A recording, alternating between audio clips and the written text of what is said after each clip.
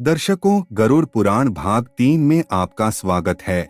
आपने हमारी प्रस्तुति गरुड़ पुराण भाग 2 में जाना कि 13 दिनों तक पिंडदान देना क्यों आवश्यक है और 24 घंटे बाद जीवात्मा अपने घर वापस क्यों आती है। अगर आप यह नहीं जानते तो हमारी प्रस्तुति गरुड़ पुराण भाग 2 को जरूर देखें। आज हम आपको बताएंगे कि 13 दिनों के बाद यमलोक के मार्ग पर जीवात्मा के साथ क्या क्या घटित होता है और यमलोक के मार्ग में प्रसिद्ध 16 नगर कौन से आते हैं। यह सब आज आप इस वीडियो में जानेंगे, तो चैनल को सब्सक्राइब जरूर करें। 13 दिनों के बाद एक हाथ लंबा शरीर प्राप्त होते ही भूख प्यास से पीड़ित उस जीवात्मा को यमदूत बांधकर यमलोक के मार्ग में लेके जाते हैं। अगर वह पापी आत्मा है तो उसका मार्ग नुकीला, तपता हुआ, सूखा, मांस भक्षी जीवों से भरा हुआ रहता है ताकि वह आत्मा प्रताड़ित हो। और जो पुण्यकारी आत्मा होती है उसका मार्ग सब प्रकार से सौम्य होता है और उनको उस मार्ग में कोई भी कष्ट या पीड़ा नहीं होती। भूख और प्यास से पीड़ित उस जीवात्मा को यमदूत बहुत प्रताड़ित करते हैं। प्रतिदिन यमदूत उस जीवात्मा को 247 योजन चलाते हैं। यमदूत उसे खींचकर दिन रात खींचते हुए यमलोक लेके जाते हैं। यमलोक के मार्ग में पहुंचते हुए वह जीवात्मा प्रसिद्ध 16 नगरों के शुभ और अशुभ भोग को भोगती है।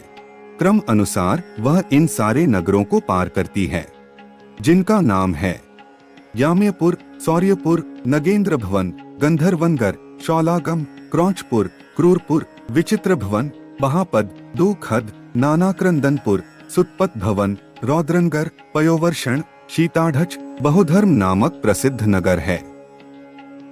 13वीं के बाद यमदूत जीवात्मा को बिल्कुल वैसे बांधकर लेके जाते हैं जैसे मनुष्य किसी जानवर को बांधता है। उस मार्ग में चलते हुए वह प्रेत अत्यधिक दुखी और रोते हुए कहता है कि मुझसे ऐसी क्या गलती हो गई कि मुझे इतनी पीड़ा दी जा रही है। और वह ये भी कहता है कि मनुष्य योनि कैसे प्राप्त होती है, मैंने इसको व्यर्थ में ही गवा दिया है। प्राणी मनुष्य योनि बड़ी मुश्किल से प्राप्त करता है। मार्ग में यमदूत उसे प्रताड़ित करते हैं। फिर वह अपने पूर्व में किए गए कर्मों को याद करता है और कहता है, हम सुख और दुख का दाता दूसरे को समझते हैं, लेकिन जो प्राणी सुख दुख का दाता किसी और को समझते हैं वह बुद्धिहीन होते हैं। हम खुद अपने पूर्व में किए गए कर्मों के अनुसार सुख दुख भोगते हैं। मैंने ना ही दान दिया था, ना ही गंगा के पवित्र जल का सेवन किया था। मैंने जो कुछ भी किया है उसी का फल में भोग रहा हूँ। इसी तरह कोई स्त्री मार्ग में आती है तो वह भी करुण विलाप करते हुए बोलती है, मैंने कभी अपने पति को सुख नहीं दिया और ना ही उनके मर जाने के बाद व्रत का पालन किया है। मैंने जो कुछ नहीं किया उसी का फल मैं अभी भोग रही हूँ। मैंने मासिक धर्म एवं चंद्रायम व्रत के नियमों से इस शरीर का शोधन भी नहीं किया। स्त्री का शरीर बहुत से दुखों का पात्र होता है। पिछले जन्म के कर्मों से मैंने उसे प्राप्त किया और फिर इसे भी गवा दिया। उसके बाद उस जीवात्मा को 17 दिनों तक वायु मार्ग में यमदूतों द्वारा निर्दयता पूर्वक खींचा जाता है। दर्शकों, आइए अब हम आपको उस मार्ग में आने वाले 16 नगरों के बारे में बताते हैं। 18वां दिन रात पूर्ण होने पर प्रेत पहले यमयपुर पहुंचता है। उस नगर में प्रेतों के महान गण रहते हैं। वहां पुष्पभद्रा नदी तथा देखने में अतिसुंदर एक वट वृक्ष होता है। वहां उस प्रेत को विश्राम करने का समय मिलता है। विश्राम करते हुए वह प्रेत अपनी स्त्री और पुरुष के द्वारा दिए गए सुखों का स्मरण करता है। मार्ग के रास्ते परिश्रम करने की वजह से वह प्रेत भूख प्यास से पीड़ित करुण विलाप करता है और अपने सगे संबंधी, धन, नौकर, पत्नी, बच्चों के बारे में सोचता है। प्रेत को देखते हुए यमदूत उसे बोलते हैं कि कहाँ धन, कहाँ पत्नी, कहाँ बच्चे, कहाँ दोस्त और कहाँ तू इस प्रकार दुख झेल रहा है।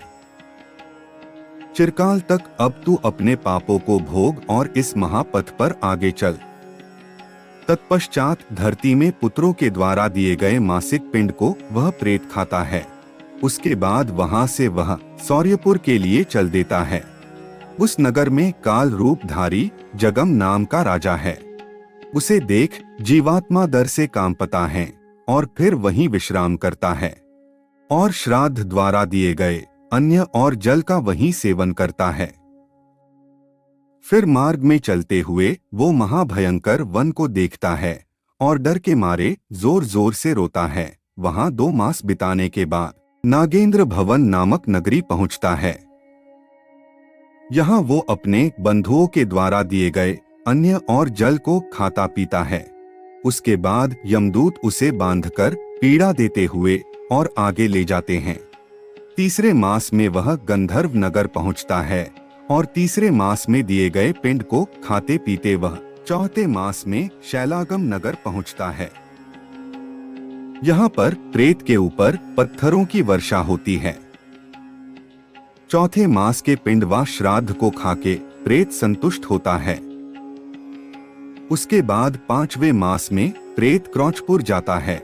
वहां वो 5वें मास में दिए गए पिंड को खाता है और आगे की यात्रा के लिए ताकत जमा करता है।